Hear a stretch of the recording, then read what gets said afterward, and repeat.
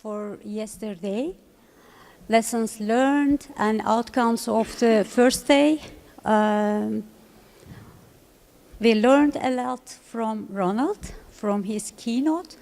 We learned US-European differences in terms of privacy, the legislation and the practice, etc. And during his speech, he also tackled the myths on what GDPR is and what is not. The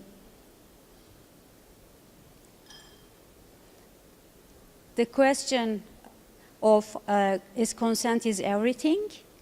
And we learned to answer from him, no, it is not everything.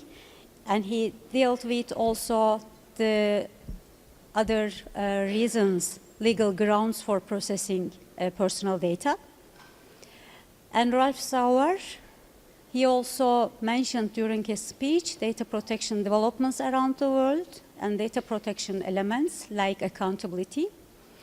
And from the first panel on effects on emerging technology, GDPR effect on emerging technologies and data-driven economy,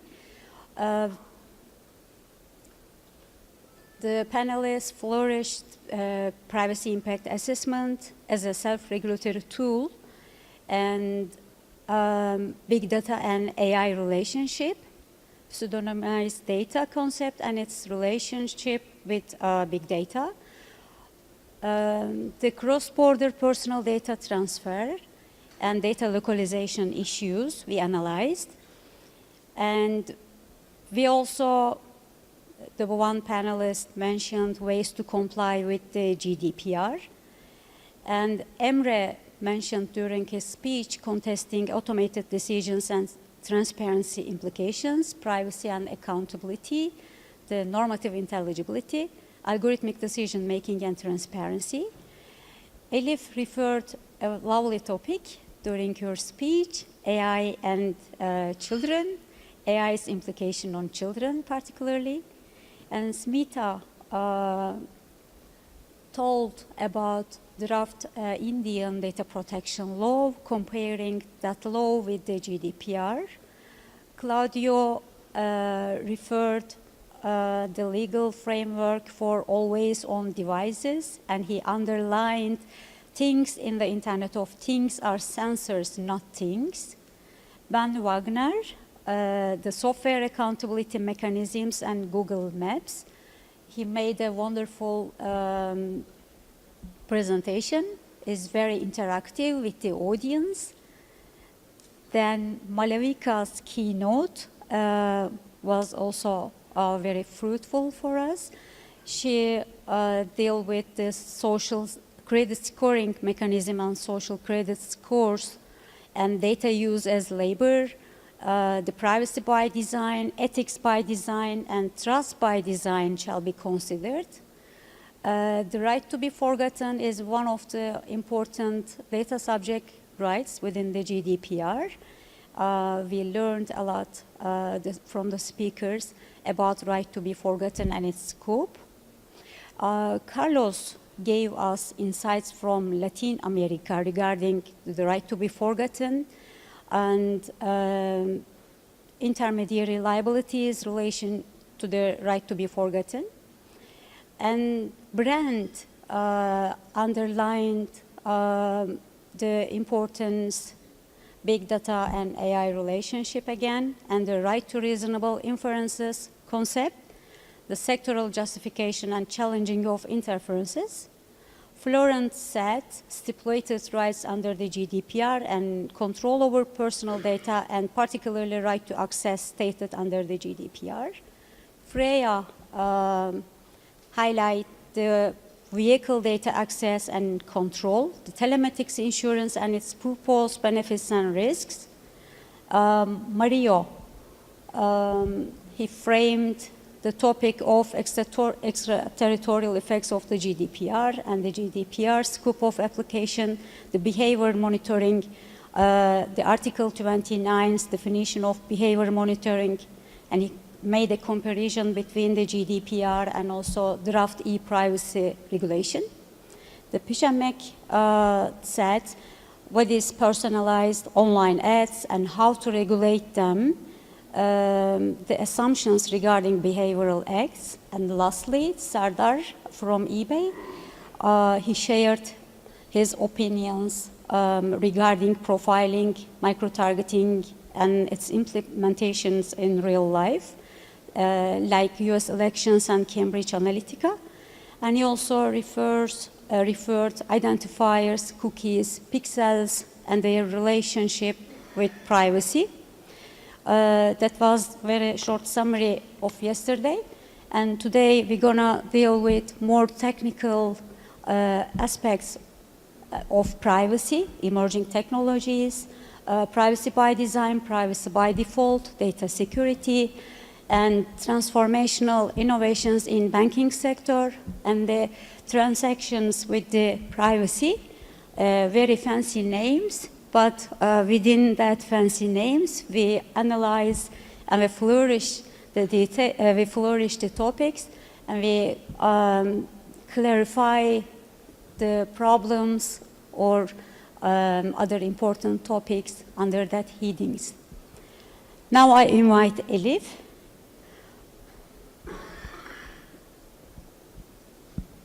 We have a keynote. Yes, please. Well, again, welcome back, everyone. So I'd like to invite Elena Plexida from Internet Corporations for Assigned Names and Numbers, ICANN, to stage to give her keynote speech on data privacy legislative initiatives and the Internet's unique identifier system. Thank you very much. Good morning, everyone. Thank you very much for having me. It is an honor to be here with you today. My name is Elena. I work out of the Brussels office of ICANN. I am a Senior Director for Government Engagement and IGOs, and I have a focus on the EU, obviously. I would like to start with a question, if you don't mind. Maybe we all wake up. I'm certainly asleep at 9 o'clock in the morning. Have you ever heard of ICANN before? Leila told me that a lot of you have, but would you mind, by a raise of hand, showing me who has heard of ICANN before? Okay, pretty large amount. Obviously, Nick doesn't count, because Nick heads the Istanbul office of ICANN, so I do not count your hand. So ICANN is the Internet Corporation for Assigned Names and Numbers. It is a non-profit organization formed in 1998 in California. It is obviously based there, but we have regional offices here in Istanbul, in Singapore, Montevideo, Brussels, and we also have some engagement centers in Beijing, Geneva, Nairobi, Washington. What do? We coordinate the Internet's unique identifiers. We coordinate names and numbers on the Internet. When you want to reach someone in the Internet, when you want to reach a website, you have to type an address. To be able to find this address, this website, this address has to be unique. Hence, the names and numbers in the Internet are unique. We coordinate this thing. So ICANN is very, very simple. ICANN is there to make sure that your email is received by your recipient. We are there to make sure that those identifiers find each other. Without this functioning, we wouldn't have the global Internet. I'm not saying that ICANN is the Internet. God forbid. The Internet is a lot of things. It's the physical infrastructure, such as the cable. Most of all, it is the content. The content is you. And I also have to say that ICANN is not alone in this technical functioning. Put it that way, there is also the IETF, which develops the protocols. The protocols are there to determine how these identifiers will find each other. There's also the regional registries who distribute the IP addresses in the respective regions, and ICANN is the repository for that, and it goes on. So ICANN is there to coordinate the unique identifiers, namely the domain name system, or in short, the DNS. What is the DNS? The human mind cannot remember all these numbers, the series of numbers that an address is, so we turn it to a name. For example, for ICANN, instead of typing 192.0.32.7, I'm reading so I don't make a mistake, you type icon.org, and this is easy for the human mind. How policies for the DNS are developed? They are developed by the ICANN community through the multi-stakeholder model. The multi-stakeholder model is a model that is open to everyone. Everyone participates in that. The civil society, the governments, public sector, you, me, anyone who has a stake or simply an interest in the internet. The policies are developed there, they're developed bottom up, and they come from the community. They don't come from the ICANN org, meaning that staff, such as myself, are not there to develop policies. We're there to serve the community. It is the community that decides. Now, let's turn to data protection initiatives and privacy initiatives, which is the reason I'm here today, and how they could affect the Internet Unique Identifiers. You might have heard of the GDPR and WHOIS saga, or you might not. I will delve a little bit into that because it is a very important example of how the such legislative initiatives can affect the Internet. Let's take a step back before we delve into it. What is the WHOIS? Unlike many other things in the ICANN environment, the WHOIS is not an acronym. It is exactly what it says. It is who is. When a person or a company wants to register a domain name on the internet, they have to provide, obviously, their name, and they also have to provide contact information. And this is simply to maintain the stability of the system. So, for example, when your part of the network, for some reason, malfunctions or falls, we can contact you to tell you, hey, there's a problem, please fix it. It's simply there for the stability of the system. That was the original purpose. And let me take you a little bit backwards. 20 and more years ago, when the internet was starting to develop in a garage, it was just an experiment between academics. So what did they do? And I literally mean this. They just kept in a piece of paper the names and contact details of people that had these unique identifiers, at the time very, very limited, so they could easily contact each other. That in time grew, and today I do not even remember how many million of domain names we have, so the list is very, very big. Many make an analogy to make that more palatable. They say that the WHOIS is something like the address book of the internet. This is not exactly accurate in the sense that you should not imagine that there is one single list of names. There is no such thing. First of all, I have to say ICANN does not have the name. This data, the databases are spread around the so-called contracted parties. An internet user, when they want to reserve a domain name, they do not go to ICANN. They go to a registry or a registrar. Those are the entities by which you can register a domain name. ICANN has around 2,500 contracted parties, and all these, they have their own data. So before May 25th, all the WHOIS data was publicly available. Anyone could make a query. Actually, still today, anyone can make a query. The thing is that you will not see all the set of data. It is really easy. You can do it on your laptop, on your smartphone. As long as someone shows you how to do it, it is really, really easy, and you can find this contact information. As I said before, the WHOIS has been historically there to ensure the stability and the accountability of the system. This is inherent to the internet. Accountability and transparency, name it as you wish, it is something that is inherent to the way the internet was built. It was built that way, as I said before, so that people can find each other. And today it is still the same notion. In your smartphone, you can find who has developed the code you're using. You can find who has developed the application you're using. And this is done on purpose so that you are not tricked. As I said, it is inherent to the design of the system. In effect, because the data was publicly available and because they were there exactly for accountability, the WHOIS data became, in time, a tool for law enforcement investigators. Thank you, that's very helpful. Sorry.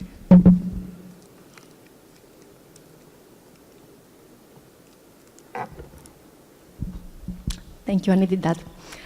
I was saying that WHOIS data is a tool for law enforcement investigators. They use it to track down operators of websites that facilitate the spread of abusive practices, child porn, human trafficking. They take down DDoS attack, they take down cybercrime, and it goes on. WHOIS is also used by intellectual property rights holders to track trademark theft. Consumer protection agents or simply consumers also use the WHOIS data to understand if they're being tricked. Cybersecurity investigators to track down abuse via phishing, spam, etc., etc. Now, after May 25th, the situation became a little bit difficult, actually a lot difficult, because it is very, very challenging to have access to this data, as I said before. And this creates a problem for all the cases I just mentioned. I can, to comply with the GDPR, put in place a temporary specification. We call it TEMSPEC in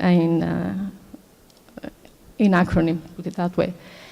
The TEMSPEC created a two-tier system. ICANN still requires the contracted parties to continue collect registration data, but a limited part of it is now publicly displayed. Not everything is publicly displayed. Obviously, the personal data have been retracted. As I said, it is temporary. That means that the community, the ICANN community, has to develop it, to adopt it as a permanent policy.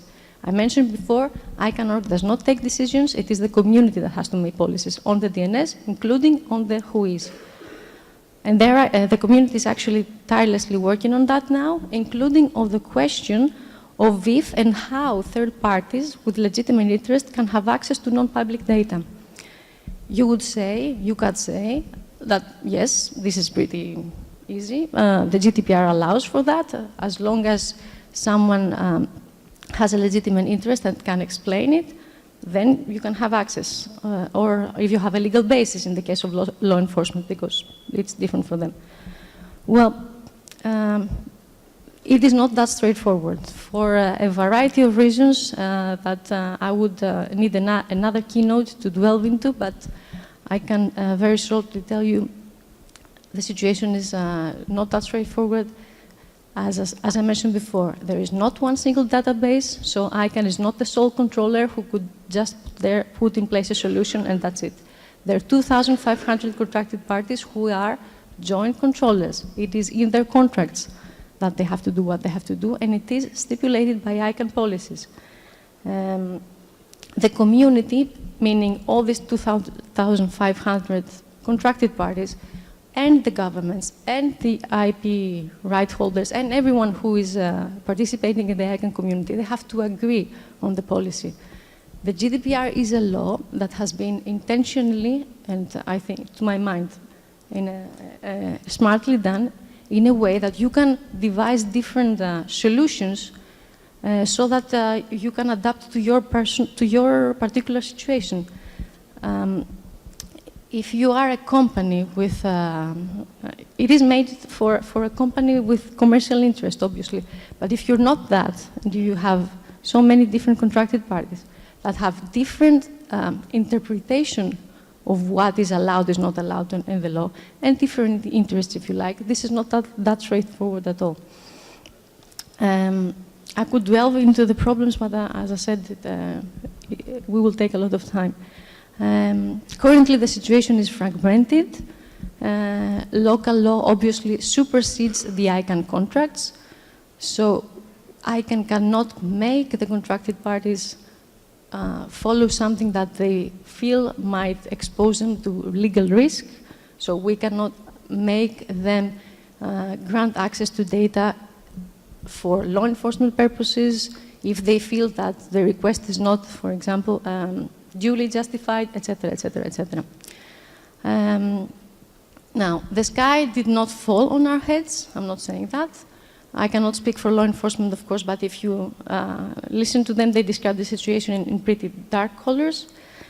I would really like to see how fast we can take down a next WannaCry ransom incident without the whois data, and if we can actually take down abuse online without informing, without letting the abusers know that they're being investigated, which actually gives them the opportunity to hide in anonymity at the end. Bottom line, in cases of system failure or abuse or attack, the functionality of the whois becomes critical to ensure the stable and secure operation of the internet. This is a matter that relates to the operational integrity of the internet. The GDPR is not the only example. There are other legislative initiatives on data privacy or protection that can potentially unintentionally impact the technical functionality of the internet. An example is the Privacy Directive, which is now being discussed and negotiated, the Privacy Regulation, which will replace the directive. It is now being negotiated in Brussels. And why is that? Because it has the potential to adversely impact the routing of the internet. The draft regulation intends to grant ownership to electronic communication data and metadata to the end user. It is a very good purpose. So it wants the end user to give explicit consent in all parts of the communication, including when it comes to machine-to-machine electronic communication. Fine. Where is the problem? The problem is that the internet doesn't work that way. What I mean, you might know that when you establish a communication in the internet, your email or your message or whatever is split in packets, and they're literally thrown into the internet. There is no way for the user or even the operators to know which direction these packets are going to follow to reach the final destination. It is not even certain that all the packets will follow the same direction. So the packets go through different networks, and you can imagine that it is very, very difficult to acquire consent of the user in all these different networks that the packet has to go through. And this would create a big, big problem for the routing. At worst, the packets get stuck there. At best, there is a very, very, very significant slowdown of the way the internet works. I'm confident this will be fixed, of course, in negotiations. And surely this is not what the legislators intend to achieve. I will close with this. Thank you. No, I didn't. I'm sorry, I was not done. I was saying thank you to the polite gentleman that saw me. I have to speed up. So the internet is not a perfect system. You can say that, like every other human intervention is not perfect. And if we design it from scratch today, we would probably make it differently. We would design it in a way to take into account privacy issues, which were not there 20 or more years ago when those academics, they just started an experimental thing. But it has developed, it has grown, it is what it is today. I hope you will agree with me that it has become a good for all mankind. As I said, it is not perfect. It has developed, and billions of users are connected into it right now. So we cannot just take it down and rebuild it with other parameters in a day. It is a little bit, not a little bit, it's actually difficult. Because the internet is such an important thing, the message I would like to deliver to you is that we believe it behooves on us all to make sure that we talk to each other, to make sure that in the end we do not adversely impact it in ways that we didn't want to do. If there's, it is the policymakers, governments, of course, are there to put good laws in place to protect their citizens, and this is what they have to do. They have to listen to society and put good laws in place. The technical community can be there to explain, to just say, if you do this, this will happen. If you do that, that will happen. And I think this is our duty. There is no stake there. We have no stake. We just would like to explain what will happen. It is the choice of the legislators in the end. If there is anything I would be happy you took out of my, I hope not that long, intervention, is that there might be unintended consequences on the way the technical infrastructure that underpins the internet work, that come from very well-intended legislation. Policymakers, civil society, data protection experts such as yourself, the technical community, we all need to talk to each other. I mean, not that we didn't talk, but talk to each other more meaningfully and inform each other's work. We are here, literally here. We have an office in Istanbul. You are here. The fact that you invited us to give this keynote today in itself means that you are here to talk. Let's do that. Thank you very much.